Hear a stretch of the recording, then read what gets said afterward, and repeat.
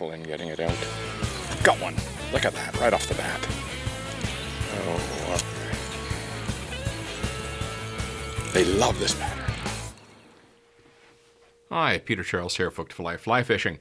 And I'm going to do another fly from this Dick Stewart's book on bass flies. I said in the last video, I called him Dave, it's Dick. So he has a Simple Leech pattern that I thought we would do. And what I like about this pattern, it introduces an issue in our ability of hooks to hold fish in the way the hook is bent to suit this pattern. So what this pattern uses is a hook like this, which is a 3 extra long streamer hook. This is a size 4. You can go down to a size 10, but something in that range. And we're going to bend this for a particular reason. If you ever look at videos of leeches or aquatic worms swimming, their head is still and they wiggle and undulate the body, but the head doesn't move. The head stays tracking straight as they swim through the water. And they tend to swim sort of at this angle with the head up, and so roughly at a 45-degree angle. So what Dick Stewart did with this, he bent the hook like this. He took that standard hook and he bent it in that fashion. And we're going to tie the nymph like that, so it goes through the water angled in this fashion. That's great. However, there's a problem. I put this little piece of brass here just to show you the hook angle problem. If I'm putting pressure, I've got my line tied to that hook. Look at the angle that that hook is at, the hook point. It's very easy when a fish is shaking its head for that hook point to rotate out. And I've had a lot of unfortunate experience with hooks shaped like this. There is a Daiichi hook, I think it's a 1770, if I remember correctly, called a swimming nymph hook. And it's designed the same way, but that bend is built into the hook. Great hook for producing a swimming nymph. Oh man, do the fish like it. I mean, they're whacking, I usually do pheasant tails on that hook. Keeping the fish on was a different story. I maybe land 1 out of 5 roughly, Great hookup, short fight. And what it is that hook angle. So what I have done is I have also added an extra bend. I have bent the hook point up, and now you can see that when this thing is pulled, the point goes straight in. So this hook, when we apply pressure on the fish, the hook point won't rotate out easily. So I'm going to do it on this hook with that hook point bend.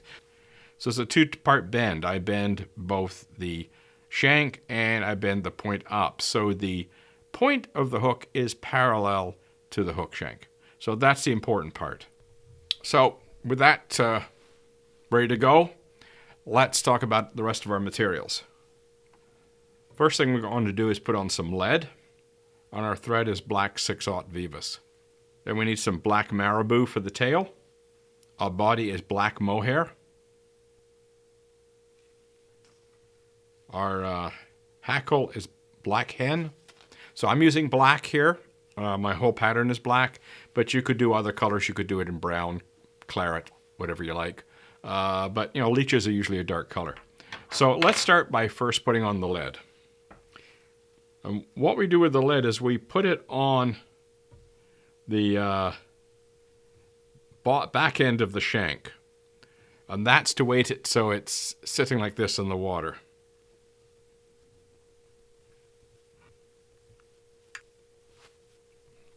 Okay, there we go. You notice I've left a bit of room back here. We want to have some room to tie on our material. So first we get started with the thread. And the way I like to do lead, and I've mentioned this in other videos, is I make wide wraps across the lead to start. Widely spaced, angled wraps. And that keeps us from moving that lead around. Because what happens is if you try to make tight wraps, it digs into the lead and it spreads it out. So this way it keeps the lead compact. Now we put on our marabou. And I don't want to put too much of this on. We don't want to make this too large.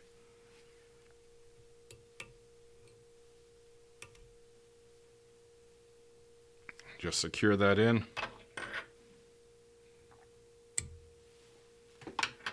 Now for the black mohair. Mohair is great stuff. I use it in a lot of my own patterns. Always had good luck with patterns that use mohair. It's a very buggy looking material and it's a great substitute for dubbing.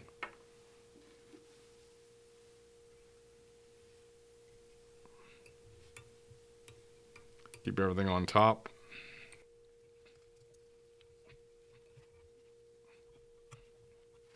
Now I'll just use the rotary vise here to wind down the mohair.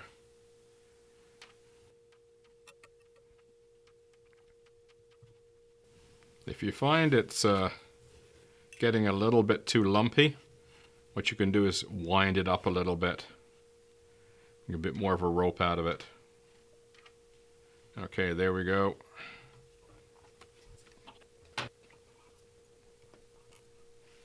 Now for a hen.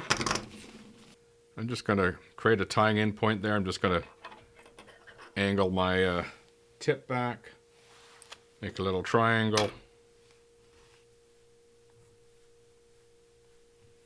bind that down,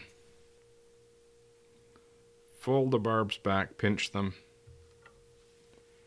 Now it doesn't hurt to have hackle that is not exactly black. This is sort of more of a charcoal and a black.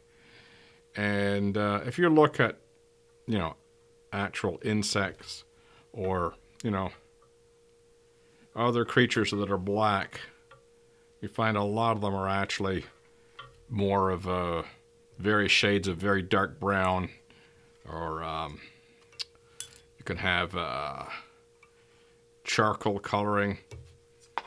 I've got a stray in there I get rid of.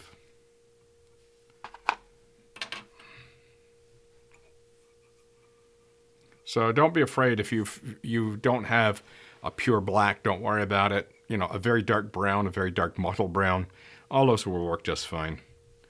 So you can see this is over the leech. It gives you more of a, you know, a charcoal color instead of that pure black.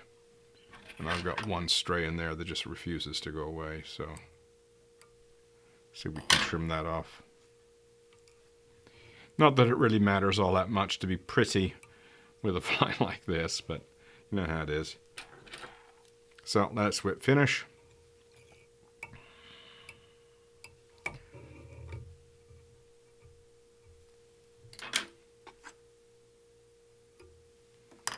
So there's our simple leech.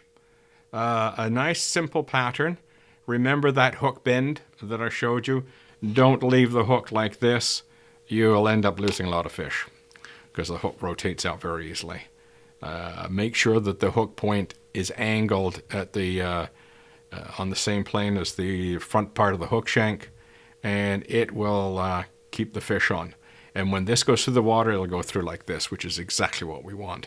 You can fish it under an indicator, or you can fish on a swung fly technique. I would just not use this in a heavy current. It's more of a soft current type fly, and you see a lot of bass holding in very soft water. So you put this in the end of a floater and just let it swing lazily in slow current, and they should whack the crap out of it. So give it a try. It's a simple leech pattern. Cheers. Got him. Come out here. Oh.